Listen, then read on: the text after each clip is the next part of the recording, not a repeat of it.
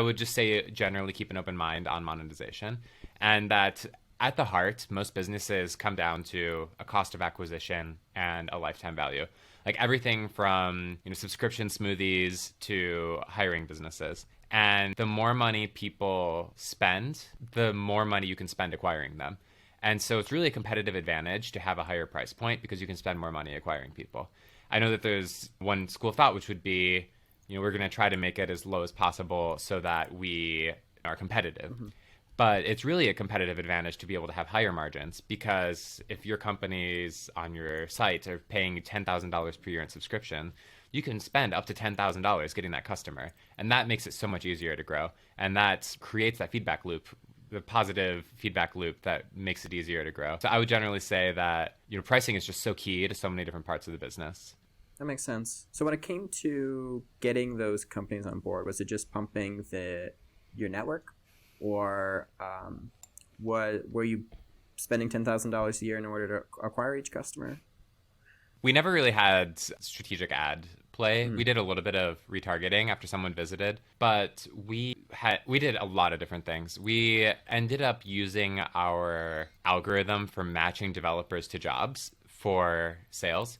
So we could scan a company's website, see that they were using Ruby on Rails and React and Sentry.io for error tracking, and then plug that into the algorithm and find developers that were a really good fit. So we would use that for cold outreach for sales. We were so good at being able to customize the developers for emails that we were sending out to hiring managers cold, that we had something like, I think it was like a 25% response rate on cold emails when you're typically seeing single-digit percentages.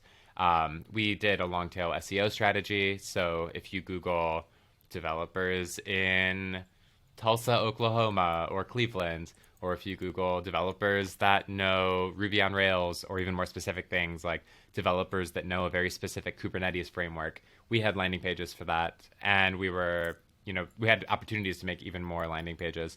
I think Zapier.com is the leader in kind of that long tail SEO strategy. If you take any two business tools and Google them together, Squarespace and AdRoll, or Salesforce and Shopify, anything like that, they have a landing page that typically will cover that.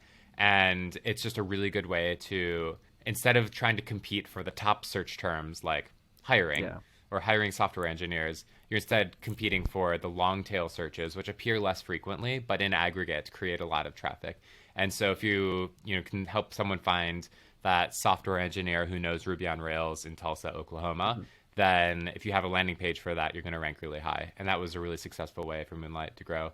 Also, referral programs, just generally developers talking about Moonlight and having a positive opinion of it helped us grow a lot. And they would often refer companies and hiring managers that they knew to the site. And we saw a lot of people moving between sides of the marketplace. We had startups that would shut down, and the people would switch from hiring managers to being job seekers on the site.